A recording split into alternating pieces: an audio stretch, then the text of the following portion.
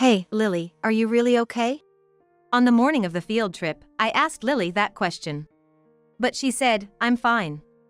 Plus, I'm looking forward to Grandma's delicious packed lunch, so I'm going, and left home earlier than usual. With a prayer-like feeling, I watched Lily's back as she went to school. Please, let it end as a fun day. I couldn't help but wish for that. However, my wish did not come true. Just 30 minutes later, the worst happened. Lily! What happened? When I opened the front door, there stood my granddaughter, who had said she was going on a field trip, crying and clutching a mud-covered backpack. And inside the backpack she showed me, it was stuffed with a bunch of trash. I felt a surge of intense anger at this tragic scene. What is this? As I shook with anger, trying to empty the trash from the backpack, what's wrong? My son, Michael, who was working from home, peeked out from behind. Michael, this. Trying to contain my unplaceable anger and disappointment, I presented Lily's backpack to Michael. Then he took the trash from the backpack and said, "This is." With a smile towards Lily. The next moment, he said, "That's great." And to my surprise, Lily also smiled and said, "Yeah, everyone put it in for me." I was so happy I cried. Now, I better go or I'll be late for the field trip, and headed back to school. Feeling left out, I blankly stared at Lily's energetic back as she ran off. My name is Laura Townsend, a 55-year-old housewife. My husband, Ken, and I have been living with our son Michael and granddaughter Lily for the past 5 months. The reason we started living together was that my daughter-in-law, Emily, passed away due to illness. Emily had late-stage cervical cancer. She was always prone to severe menstrual pain and would usually just get by with over-the-counter painkillers when she felt unwell. Additionally, she had always had irregular periods and occasional abnormal bleeding, so she became insensitive to changes in her body. As a result, by the time she realized something is wrong, it was already too late.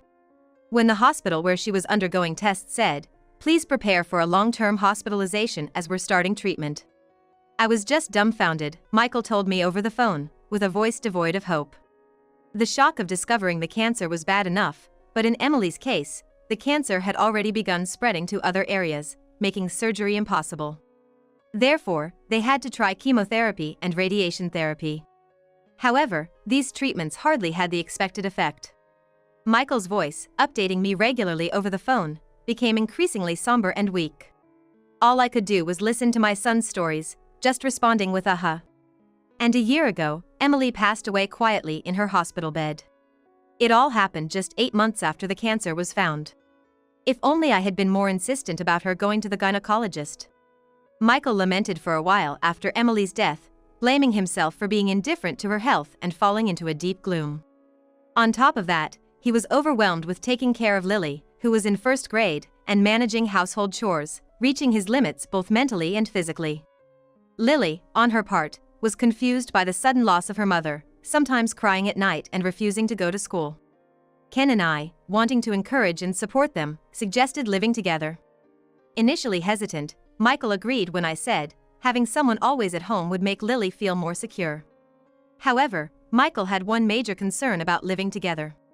That was the fact that moving meant Lily had to change schools. Initially, Michael feared that transferring schools, especially while grieving for Emily, would be too much of a mental burden for Lily. But he was also feeling the strain of juggling work, household chores, and parenting. After days of deliberation, he couldn't come to a conclusion. So, he decided to ask Lily how she felt about it.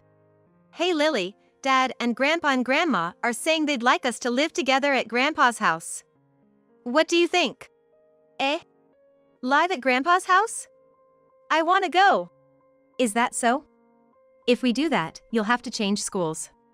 Is that okay?" "Change schools? What's that?" "It's like moving houses, but we'll be moving to a new school. So, you won't be able to see your friends from your current school anymore. Is that all right?" "I see.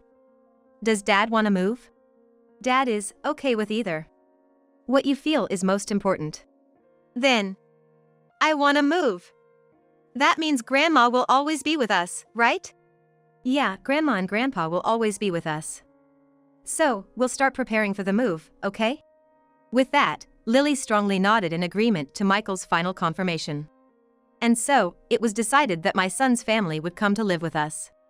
Later, I found out that Lily's reason for deciding to move was for Michael's sake. Even though Dad is really busy with work every day, he looks so busy with things like my homework and cooking. So, I thought it'd be easier for Dad if Grandma was with us. When Emily was critically ill, I had stayed at Michael's house and took over all the household chores. It seems Lily decided that living with us would lessen Michael's burden based on that experience. Both my husband Ken and I were deeply moved by Lily's kindness. In return, we devoted all our love and time to Lily, taking care of her in place of the busy Michael. Thanks to that, Lily, who was initially quiet and reserved after moving in, gradually began to regain her brightness.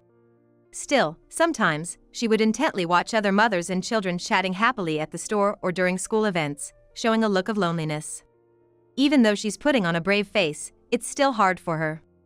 At that moment, I resolved in my heart to do anything I could for Lily's smile.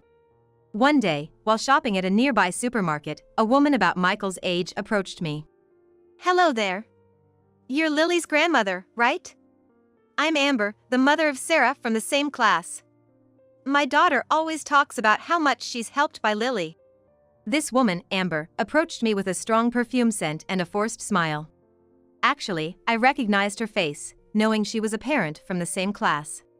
However, I didn't have a very good impression of Amber. That's because when I attended school events in place of Michael, Amber and the other moms would laugh and whisper whenever they saw me or Lily. At first, I thought I might be mistaken, but apparently, the same thing happened even when Michael attended. I thought she was rather rude, but since we were just classmates' parents, I decided not to worry about it. Faced with an unexpected encounter with someone I wasn't fond of, I thought to myself, what should I do? I'm not too comfortable around this lady. But, considering she was my granddaughter's classmate's mother, I decided to continue the conversation for a while. Amber, standing boldly in the middle of the supermarket aisle, suddenly started bragging about her family. I can't say too much since it's private information, but my husband Steve is a rising star in a big corporation. So, he earns more than most people. Plus, he's highly trusted by his superiors and is about to get promoted. Is that so? Congratulations. And my daughter is a top student and very popular in class. She was even scouted to be a kids model. That's impressive. I should be going soon. Thinking it wasn't a conversation worth blocking the supermarket aisle for, I tried to leave. That's when Amber suddenly raised her voice. Wait, I haven't finished talking yet. Taken aback by her sudden change in demeanor, I involuntarily stopped in my tracks. This is why I can't stand old people. Seriously, such a nuisance.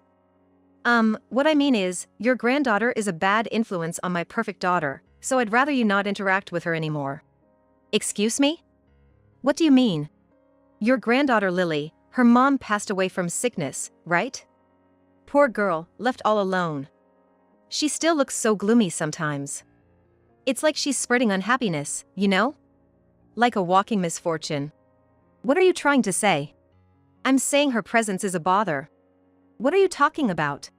My family is at a crucial time with my husband Steve's promotion at stake. So, I told my daughter Sarah not to play with Lily, to avoid catching her misfortune, but Lily keeps following her around and it's causing trouble. Please, tell her off firmly.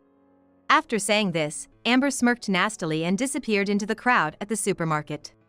I was left stunned and speechless at the supermarket, unable to respond to such a terrible conversation and unexpected event. That evening, when my husband Ken came home, I told him about what happened at the supermarket.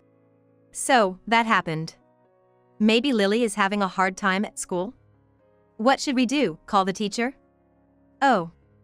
Should we talk to Michael first? Laura, calm down. Has any other parent said something similar? No, this was the first time. Then let's just talk to Michael and observe for a bit more. We don't want to make a fuss and end up upsetting Lily, right? But, to be told something like that? She must be facing something at school. At least, we should find out how things are at school, right? Okay, calm down. Tonight at dinner, I'll bring it up and see how she reacts. Then we'll decide what to do next, okay? All right. Thank you. Ken, though looking concerned, understood my feelings. I really wanted to talk to Lily directly myself. But, when I thought about it calmly, I realized I might end up pressing her too much out of worry. Considering that, Ken, who could stay calm and listen, was better suited for this. That night, Michael came home late from work, so it was just the three of us for dinner. Lily helped with dinner as usual and enjoyed my cooking, not showing any signs of distress from school. I wonder if she's hiding it so we don't notice. On that day, I began to question Lily's behavior for the first time. As dinner was drawing to a close, I gave Ken a signal. Ken cleared his throat and casually asked Lily, "By the way, how's the new school? Are you having fun?" Lily stopped eating and was silent for a while at the sudden question. Then, in a small voice, she hesitantly said, "It used to be fun, but not so much anymore." I thought to myself, I knew it. Then I asked Lily, "What's not fun?" Slowly, Lily started to talk about what was happening at school. Sarah suddenly said she doesn't want to play with me anymore. During breaks and after school, she says we can't be together. According to Lily, about a month ago, Sarah suddenly started ignoring and avoiding her. This behavior led to other classmates also acting distant towards Lily. Did Sarah say why she doesn't want to play with you anymore? Did you ask her? Ken asked, sounding worried. But it seems Lily herself had no idea what caused it. Does everyone hate me now? Lily murmured this, tears streaming down her face as she sobbed softly. I had a feeling the situation was more serious than I thought. Quietly, I stood up, gently embraced Lily, and soothingly rubbed her back. That's when Michael arrived home. Seeing Lily crying, Michael was surprised, and my husband explained the conversation we had during dinner. Michael then knelt to Lily's level with a calm expression, saying, "It's okay, Lily.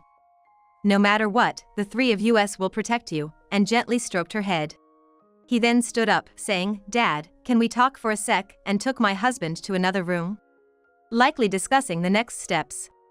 Perhaps touched by Michael's words, Lily let out her suppressed emotions, crying loudly. I held her tightly, letting her cry until she felt better.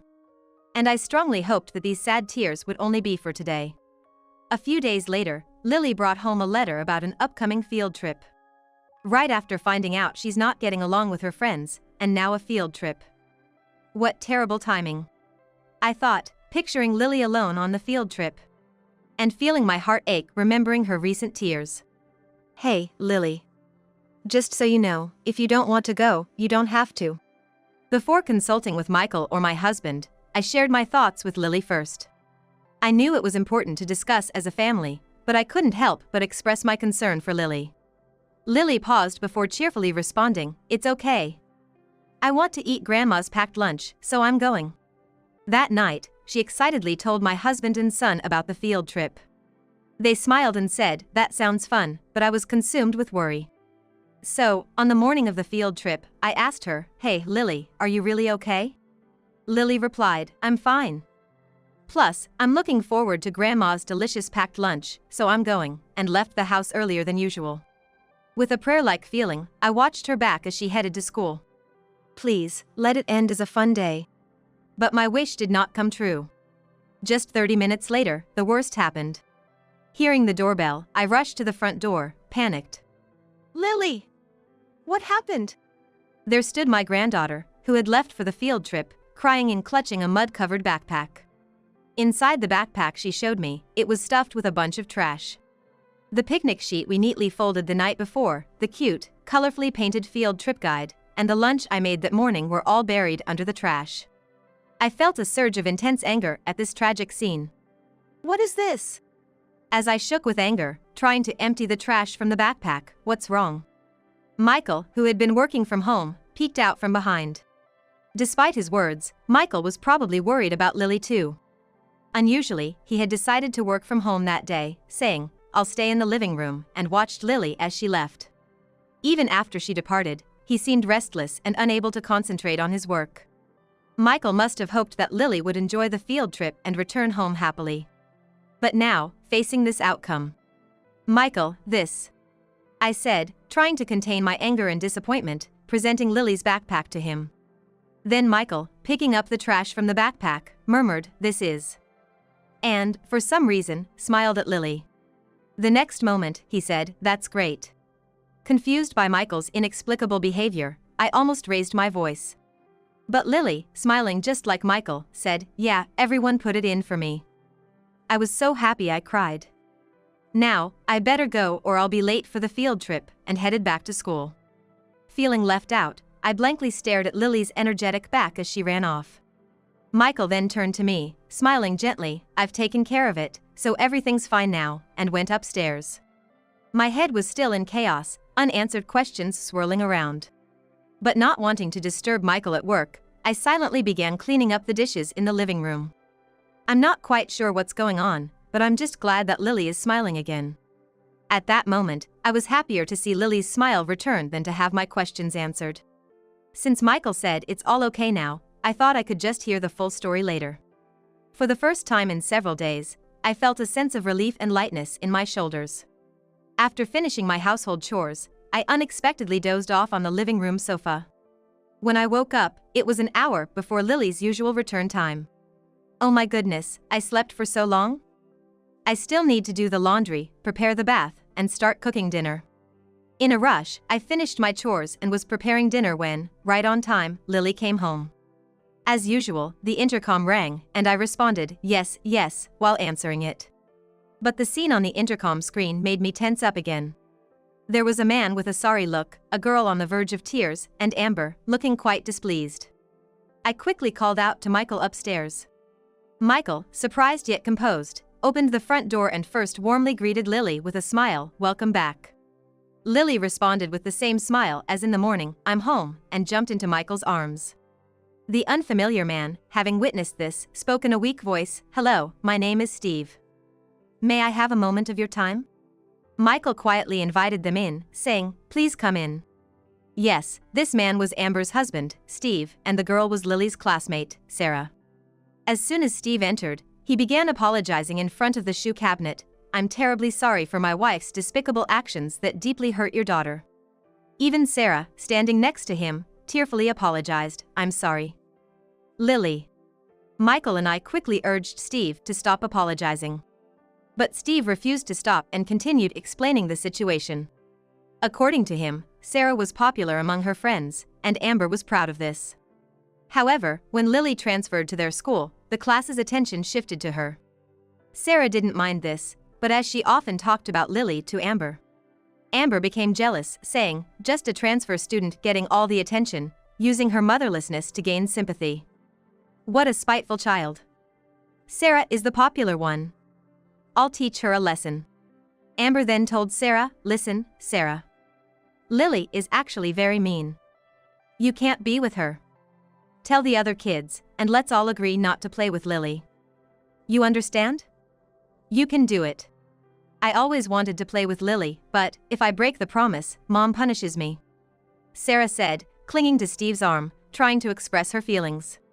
It later became clear that Amber's punishment involved hitting Sarah on the head, back, or bottom. Sarah was just following Amber's orders out of fear of being punished. Amber had been controlling Sarah through violence, but an unexpected event occurred. Unexpectedly, none of Sarah's classmates accepted her proposal. Instead, they secretly collected empty boxes of Lily's favorite character-themed snacks with points for a surprise gift, knowing Lily loved them. Unaware of this, Lily had been concerned about her classmates whispering and hiding things from her. That's why she told us a few days ago at dinner, "Maybe everyone hates me," and cried. But in reality, Lily wasn't disliked by anyone. In fact, the kids themselves thought of making her happy and planned a surprise for her on the field trip day. Lily went to school earlier than usual that day because her classmates called her out for the surprise. When she arrived at the classroom, her classmates filled her backpack with a lot of those empty boxes. "Wow, thank you, everyone. Oh, I have to show Dad and Grandma. I'll be right back." Lily, clutching her backpack with care, excitedly dashed out of the classroom. However, she tripped near the shoe lockers and her backpack ended up covered in mud. At that moment, Sarah happened to be passing by. "Lily? Are you okay?" "Yeah, I'm fine. I'm just going home for a bit." "Did you forget something?" No, look at this. Isn't it amazing? When Sarah saw inside Lily's backpack, she remembered the surprise present from their classmates. "I want to show it to Grandma and Dad at home," Lily said with a beaming smile. Seeing Lily's joy, Sarah seemed to want to do something for her too. So she said, "Wait, you're hurt, let me put this on for you," and offered Lily a band-aid with a character on it that she cherished. "Really? Isn't this your treasure, Sarah?" "It's okay. Lily, you're an important friend to me." Thanks. I have to hurry and show it to them or I'll be late for the field trip. On her way home, Lily was so moved by everyone's kindness that she ended up crying. I saw Lily crying with her muddy backpack and mistakenly thought she had been treated badly at school. But I never imagined such a wonderful thing had happened. Michael and I were both moved by this remarkable event and couldn't help but shed tears. Sarah really loves Lily. So, if it's not too much trouble, could you please let them play together again? We'd really appreciate it," said Steve, apologizing again. "Your feelings have been made clear, so please, no more apologies. Lily, you can be friends with Sarah again, right?" Yes. Sarah is an important friend to me. With Lily's words, Steve finally stopped apologizing. While they apologized repeatedly and then left. Amber didn't say a word the entire time. She just glared at us with a sullen face throughout. To hurt a child and not even apologize. I thought Amber was standing there without apologizing because she was rude and selfish. But I would soon learn that wasn't the case. Wait, Steve is Ken's subordinate? After Lily went to bed, I shared the evening's events with my husband along with Michael. That's when I learned the whole truth from Michael and my husband. Michael said he realized Steve was Ken's subordinate during casual conversation at a school event. But not wanting to make things awkward, he decided to let it pass. Dad's work has nothing to do with me, but when it comes to Lily, it's a different story. That night, after seeing Lily crying, Michael told Ken about Steve. The next day, Ken called Steve in to discuss everything. Steve immediately checked the facts with Amber and Sarah. Once he confirmed Ken's story, he rushed to finish work and came to apologize at our house. So that's why Amber was glaring like that. But it's good that Steve is a decent man. He's very serious and reliable, both in work and character. Almost too serious. We'll have to support him, things might get tough for him. As Ken had suspected, Amber and Steve soon filed for divorce. But as Amber was a stay-at-home mom, she demanded, "If you want a divorce, insure my living expenses. I won't give up custody of Sarah. I need $10,000 a month for living and child support. If you can't pay, no divorce." Steve consulted a lawyer and started gathering evidence to favor the divorce. Then they discovered Amber was cheating with a man she met on a dating app. Amber was obsessed with her affair partner, but suddenly, all contact was cut off. Blocked on email and phone, Amber became increasingly irritable. That irritation gradually turned into excessive expectations for Sarah. In lessons and at school, you have to be the best. If you don't succeed, there will be punishment. Sarah was a very hard worker, diligently trying to meet Amber's expectations. Yet, Amber kept inflicting punishment for unreasonable reasons as a routine. Once this was officially recognized, custody of Sarah was granted to her father, Steve. Moreover, Amber was ordered to pay alimony for her affair and is now working part-time to make ends meet. After this incident, there was a happy change in our family. Lily, who previously only had my husband and me to play with after school, now had a playmate. Surprisingly, it was Sarah.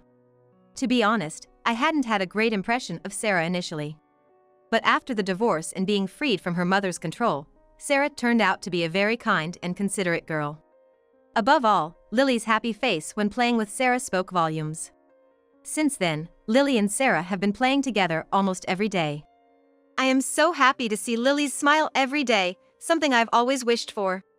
And I plan to continue showering Lily with unwavering love to keep this happiness going.